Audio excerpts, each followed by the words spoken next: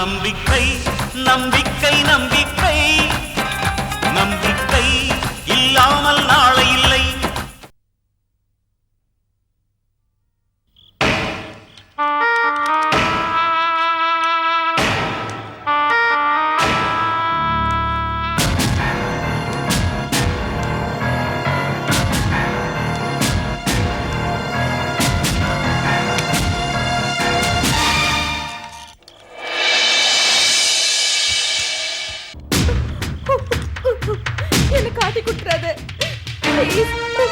பயப்படாதீங்கம்மா, இறங்கி போங்க.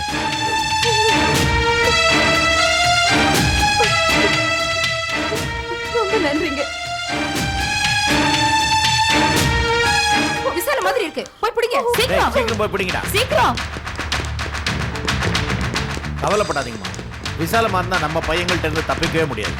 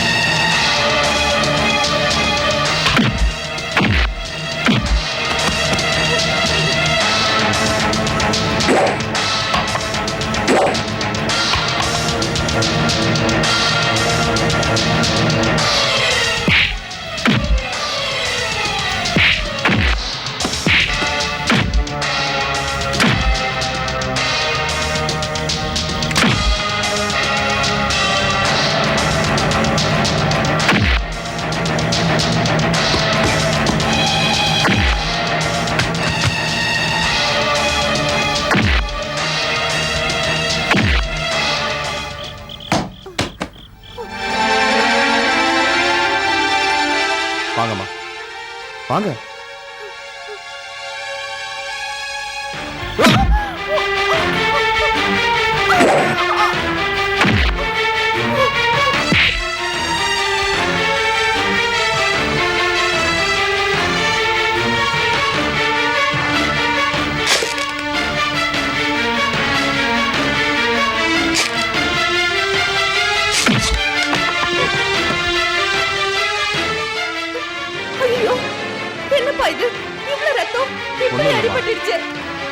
என்ன பண்ணீங்க? லேசா தான் அடிபட்டிருக்கு, அதுக்கு போய் இவ்வளவு டென்ஷன் ஆறீங்க? தன் ரத்தத்தால உருவாக்கின தாயாச்சே, துடிக்காமலா இருப்பாங்க? என்ன சார் சொல்றீங்க? ஆமா வசந்த், விசாலம் தான் உன்னை பெத்த தாய்.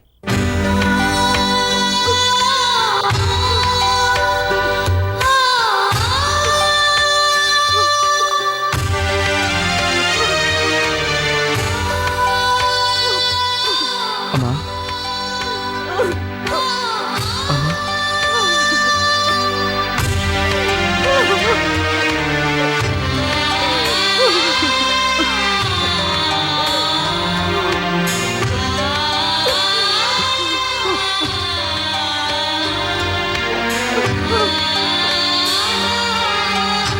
வசந்த், எல்லாரும் ஒன்னா சேர்ந்தாச்சு.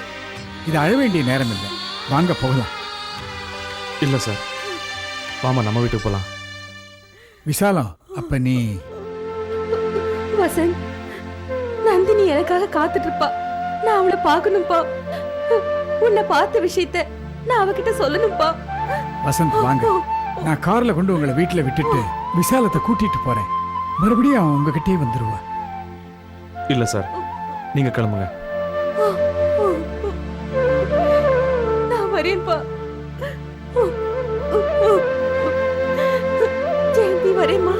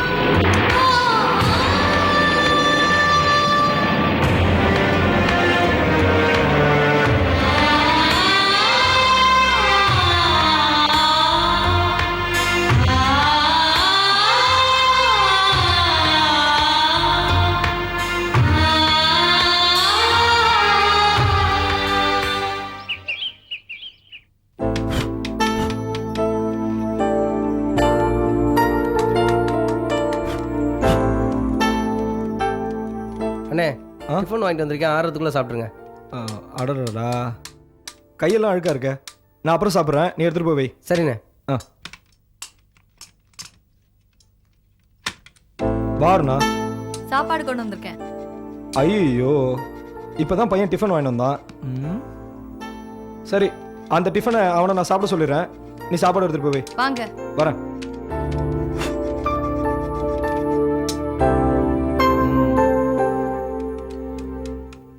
ஏய், போதும் போதும் அருணா.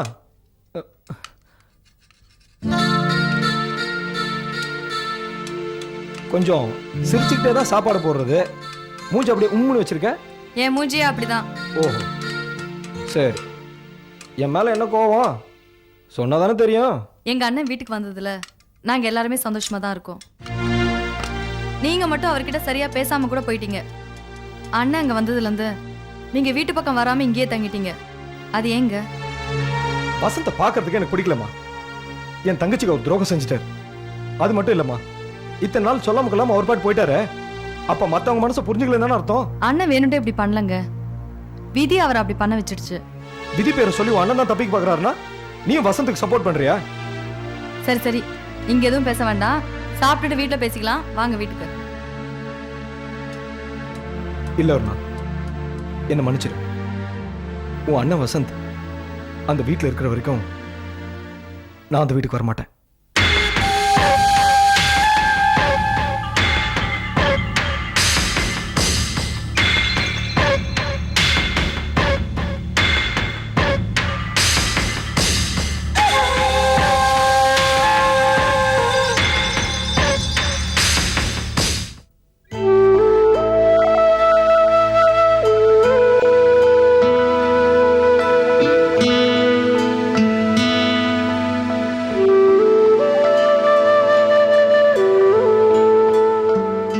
உட்காரு ஜெயந்தி.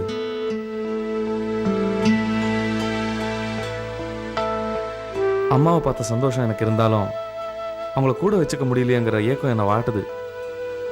அம்மா நம்ம கூட வரமாட்டாங்களா? நிச்சயமா வருவாங்க. பெத்த புள்ள, உங்களுக்கு இல்லாத உரிமை வேற யாருக்குங்க இருக்கு? உரிமை இருந்தாலும் என்னோட கடமையிலேருந்து நான் நழுவிட்டேன் ஜெயந்தி. இத்தனை நாள் எங்கள் அம்மாவை வச்சு காப்பாற்றினது நந்தினி தானே. அதனால தான் அன்னைக்கு ஒன்றுமே பேச முடியாமல் திரும்பி வந்துட்டேன்.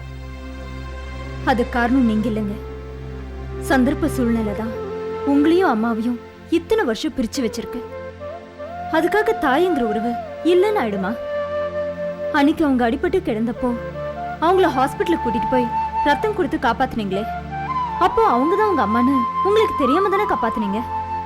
நேத்து கூட அவங்களுக்காக நீங்க அடிபட்டு போது அவங்க தான் உங்க அம்மான்னு உங்களுக்கு தெரியாதே. அவங்க யாருன்னே தெரியாம அவங்கள காப்பாத்துனீங்களே, அதாங்க ரத்த பந்தம்னு சொல்றது.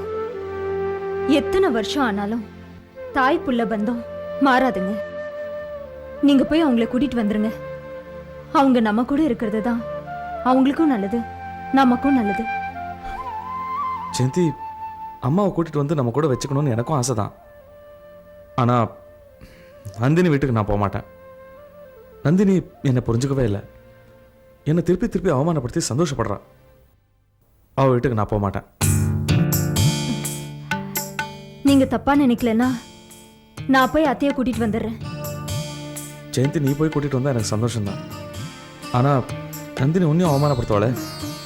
எனக்கு நந்தினி பத்தி கவலை இல்லை. உங்க அம்மாவுக்கு நான் மருமக, எனக்கு அந்த உரிமை இருக்கு. நான் போய் அத்தையை கூட்டிட்டு வந்துடுறேன்.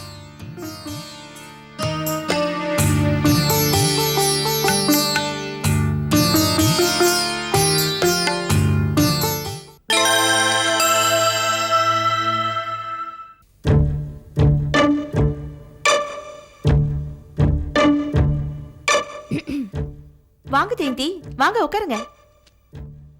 நான் என் மாமியாரை கூட்டிட்டு போலான்னு வந்திருக்கேன். அவங்கள என் கூட அனுப்பி வைங்க. ஓ, வசந்த் அனுப்பிச்சு வச்சாரா?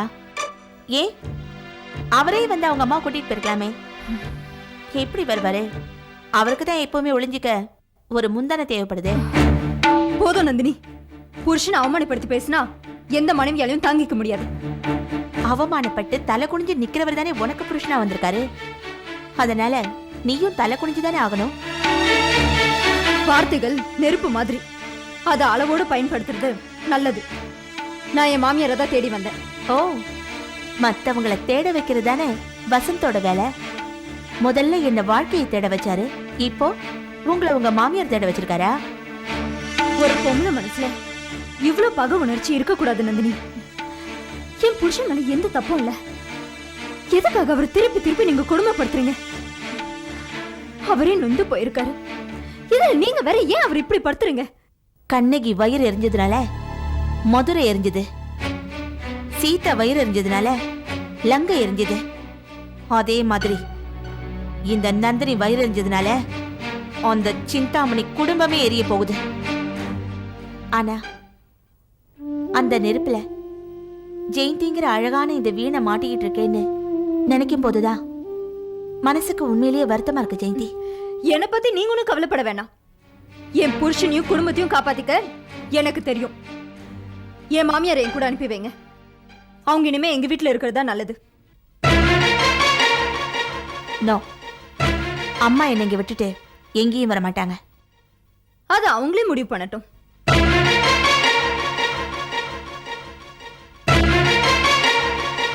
அம்மா எங்க எப்படி இருக்கணுங்கிறத முடிவு பண்ண வேண்டியவ நான். அத சொல்றதுக்கு நீங்க யாரு? வசந்த் கட்டின தாலி என் கழுத்துல இருக்கு. நான் அவரோட மனைவி.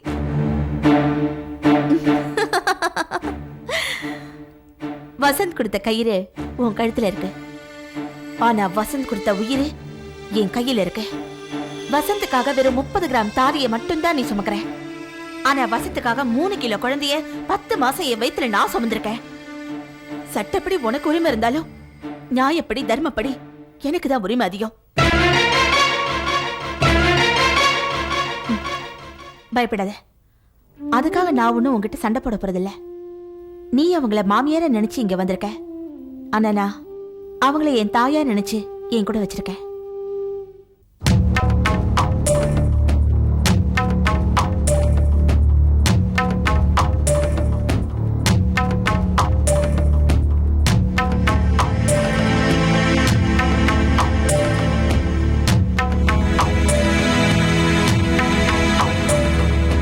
வாங்கம்மா, உங்களை கூட்டிட்டு போக ஜெயந்தி வந்திருக்காங்க.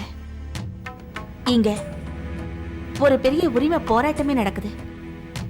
இப்ப முடிவு உங்க கையில இருக்கு. உங்களுக்கு மருமக ஜெயந்தி வேணுமா இல்ல இந்த மக நந்தினி வேணுமான்னு நீங்களே முடிவு பண்ணுங்க.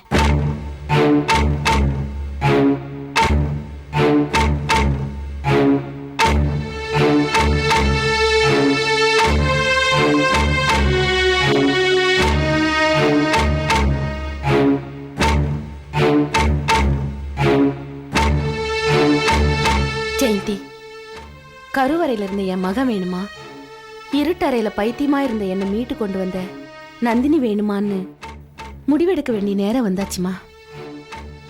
அத்தை, உங்க மகன் உயிரோட இருக்காருன்னு தெரிஞ்சதுக்கு அப்புறம் நீங்க அவரோட இருக்கிறது தானே முறை. என் கூட வந்துருங்க அத்தை. ஜெயந்தி, இப்ப நீ என் மருமக. அந்த உறவோட நீ என்ன கூப்பிட வந்திருக்க. நான் பைத்தியக்காரியா அடைக்கப்பட்டிருந்தப்போ எனக்கும் நந்தினிக்கும் எந்த உறவுமே இல்லம்மா. அந்த நேரத்திலேயே எனக்கு ஆதரவா இருந்து என்னை இங்க கூட்டிட்டு வந்து ஆதரிச்சதே அவதாம்மா.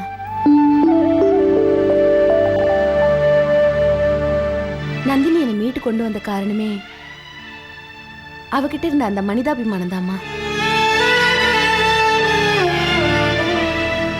உறவு பெருசா மனிதாபிமானம் பெருசான்னு பார்த்தா நான் நந்தினி கூட தான் இருக்கணும். பாச உணர்ச்சியோட நன்றி உணர்ச்சி பெருசு இல்லையாம்மா. அதனால